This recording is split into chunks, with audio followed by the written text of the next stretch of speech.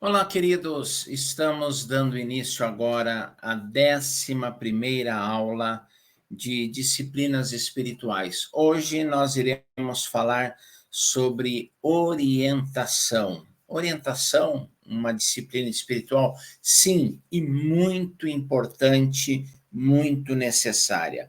O registro bíblico, ele sempre apresenta o relacionamento entre Deus e o crente, mais como uma amizade, como um laço de parentesco, do que apenas uma relação em que um se esforça para entender as necessidades do outro.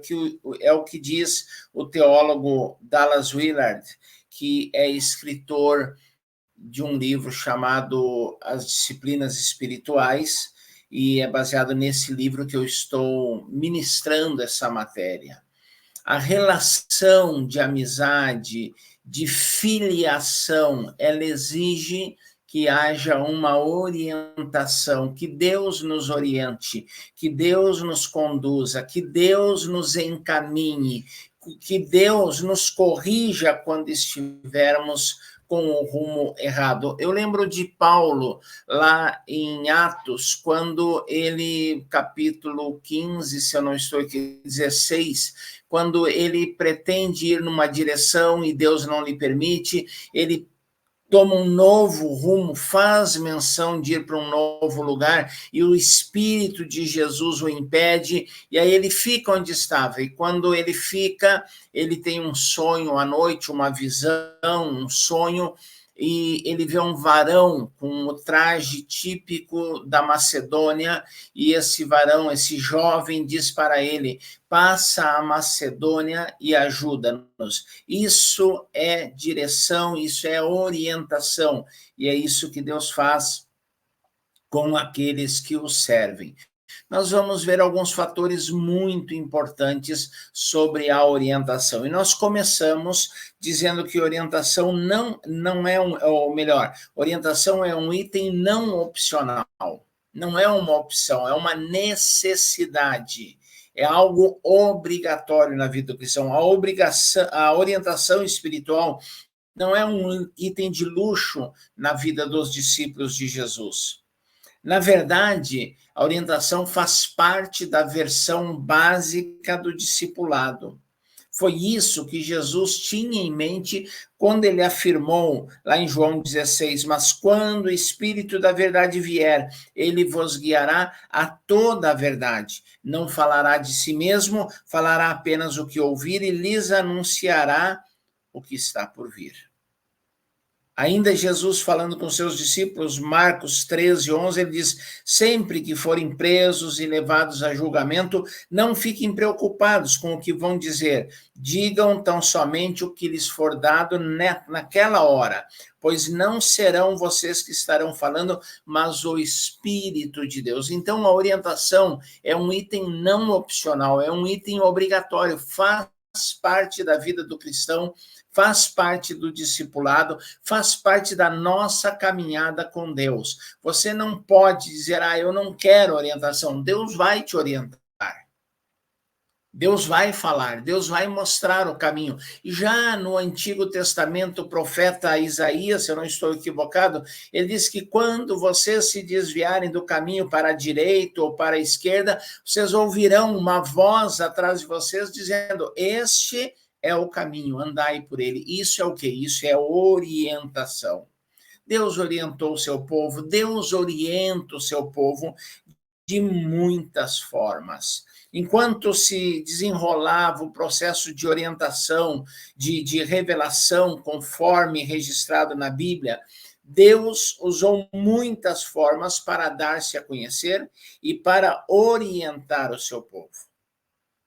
Se você olhar para Abraão, Abraão ouvia a voz de Deus. Samuel ouvia a voz de Deus. Deus falava com esses homens. Deus falava com Moisés também. A viva voz, que nunca Deus falou com alguém face a face como falou com Moisés.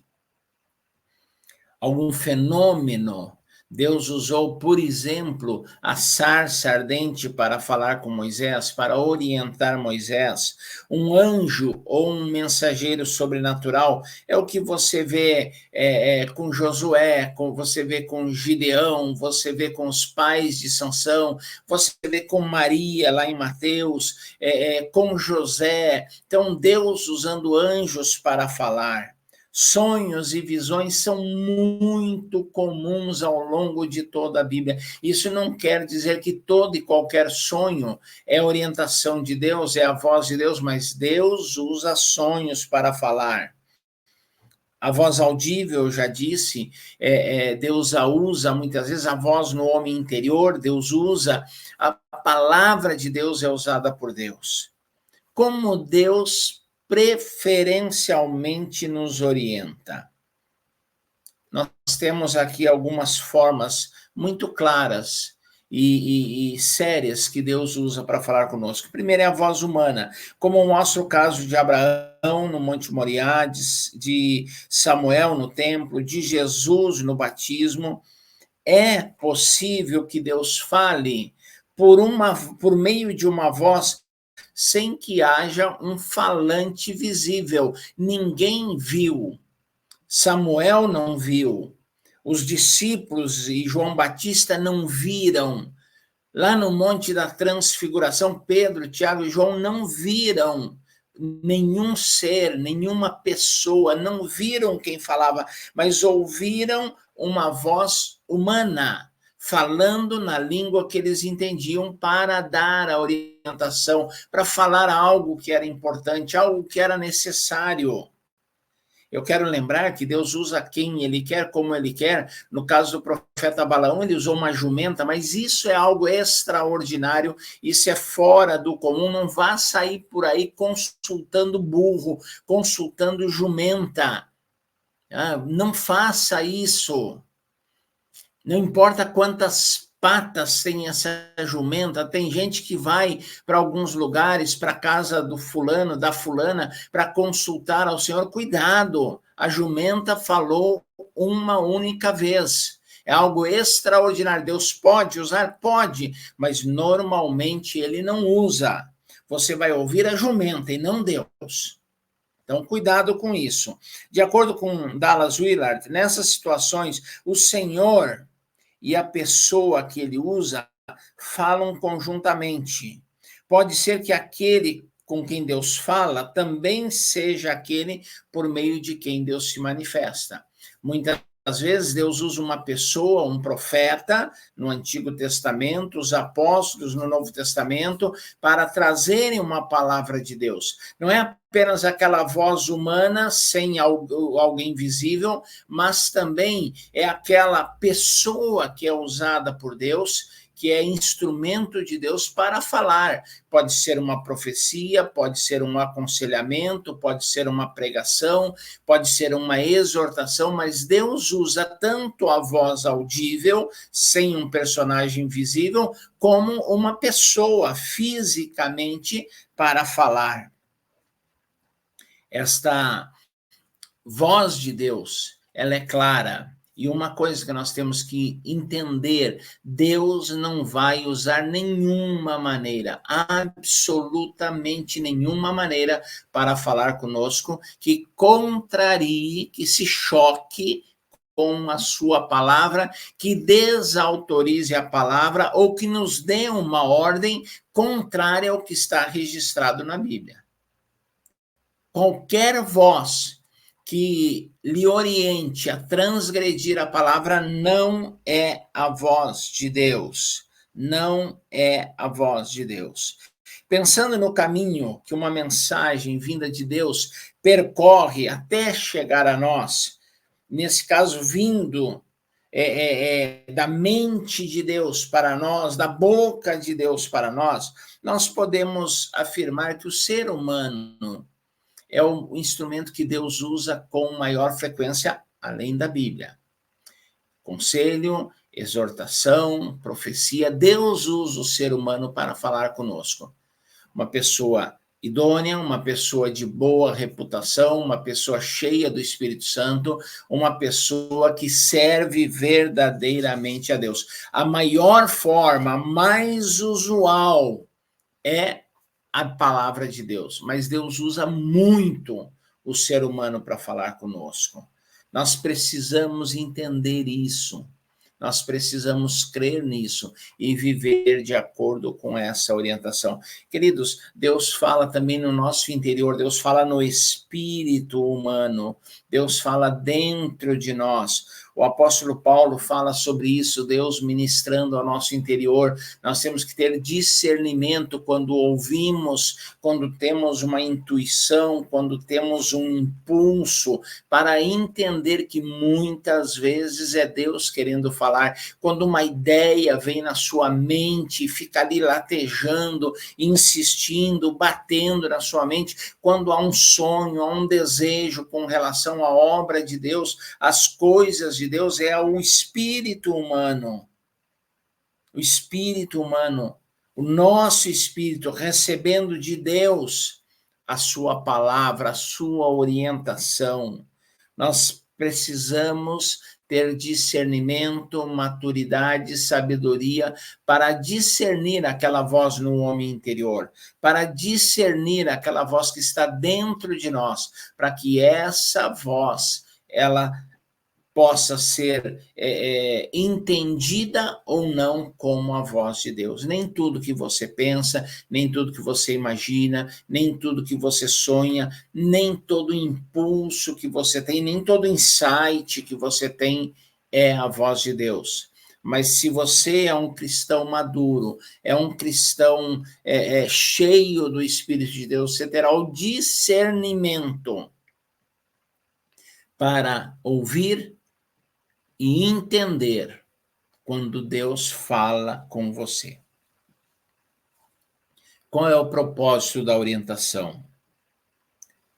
Antes de apontar qual é o propósito em nossas vidas, convém deixar claro o que não é o propósito da orientação de Deus ou do direcionamento de Deus. O propósito de Deus não é oferecer para você uma orientação, uma informação privilegiada. Você não estuda e tem uma prova lá na faculdade, lá na escola, então você recebe de Deus todas as respostas daquela prova. Não, isso não vai acontecer. A mega sena da virada da Caixa Econômica Federal, que deixa o ganhador bilionário, uma pessoa que não vai precisar trabalhar mais para o resto da sua vida, que vai viver apenas usufruindo dessa fortuna incalculável e imensa, via de regra. Aí você vai receber uma orientação de Deus e Deus vai dizer os números da Mega Sena e você vai receber essa informação privilegiada e Deus vai tornar você milionário. Não sonha com isso, não espere isso, não ore por isso, porque isso não vai acontecer. Não é para nos isentar de riscos e lutas comuns da vida. Você vai orar e vai perguntar para Deus, Deus, eu vou sofrer um acidente nessa viagem? Se você for irresponsável, não respeitar as leis de trânsito, for temerário, for desobediente, praticar o excesso da velocidade e ultrapassagens de risco, você não precisa nem de Deus para saber que você pode sofrer um sério acidente. Mas Deus não vai dizer, muito excepcionalmente, Deus diria. Muito excepcionalmente. Não conheço nenhum caso e não acredito que Deus, embora Deus possa fazer, mas eu não acredito que ele faça isso. Você receber uma orientação de Deus não é para massagear, para inflar o seu ego, para tornar-te grande, para mostrar o quanto você é espiritual, o quanto Deus fala com você. Não é nada disso. O real propósito da orientação de Deus é formar em mim e em você o caráter de Deus. Nesse particular, Stanley Jones, ele diz o seguinte: é óbvio que Deus nos guia de um modo a desenvolver em nós a espontaneidade, o desenvolvimento do caráter em lugar de orientação em um ou outro assunto é o propósito primeiro do Pai. Desenvolver o caráter, não orientar de um ou outro assunto específico. Ele nos guiará, mas jamais passará por cima de nós. Esse fato, diz Stanley Jones, deveria levar-nos a usar com cuidado o método de nos assentarmos com um lápis e uma folha de papel em branco para escrever as instruções ditadas por Deus para o dia. Suponhamos que um pai diga a seu filho minuciosamente tudo o que ele deve fazer durante o dia.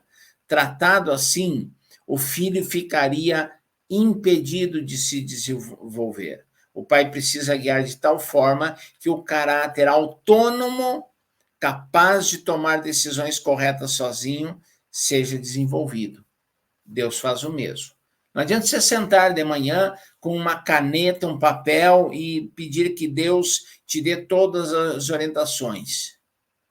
Psicografia não é prática bíblica, não é prática cristã, não é orientada por Deus, é algo do submundo, é algo espúrio, é algo apócrifo, desconhecida pela palavra de Deus. Você fecha os olhos e aí a sua mão começa lá a escrever aleatoriamente e Deus vai te dar todas as orientações. Não pense nisso, isso não existe.